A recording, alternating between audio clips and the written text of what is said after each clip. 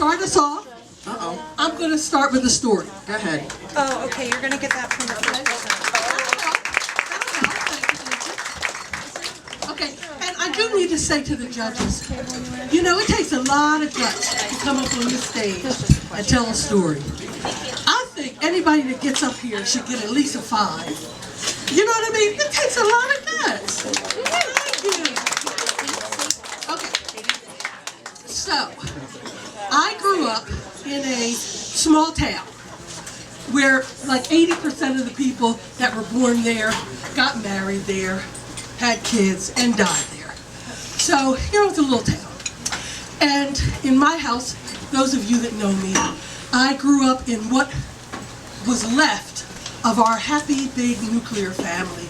You know, we had cancer, took granddaddy, and crime and some other things, took mommy and daddy. But who was left in our house was grandmom, her son, my uncle, his daughter, my cousin, and me. And we had 1,000 reasons in my household to believe that life had stiffed us. You know, we had watched people die. You know the normal, you know the story, right? And we wanted our money back. Life had stiffed us, and we wanted cash back, a refund. So my uncle, he kind of tried to soothe his soul in a bottle of vodka that never seemed to dry up. It was always full. And my grandmother, she had pretty bad arthritis. It was almost like she internalized her life's pain because all the soft tissue between the bones had kind of shriveled up. And so, you know, we kind of just made the motions. And so I was an angry middle school kid. I had a lot of anger. And I was a bully. And I was mean. And I'm sorry. So one day, I go to high school. I'm in middle school. And we had a substitute homeroom teacher. And her name was Miss Hoover. And Miss Hoover must have been about 60 years old. And that day there was going to be an assembly for the basketball team from the senior high school. And I happened to have a crush on the senior who was my neighbor.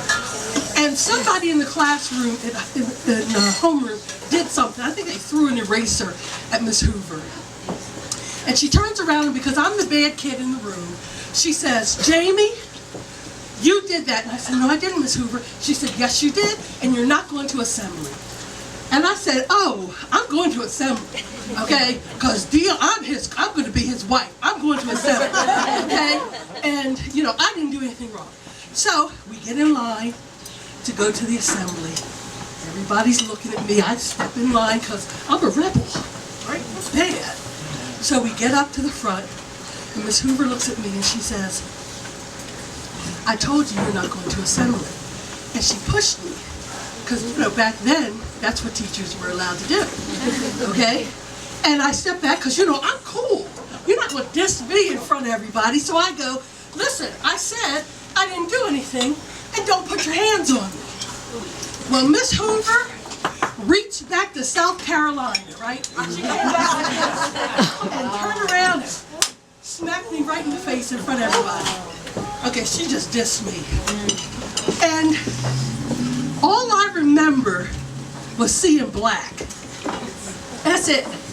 And when I came to, I had hit Miss Hoover in the face, and she was rolling across the lockers like that. So I go down to the principal's office because I know I'm in for it now. And I got suspended for 2 weeks.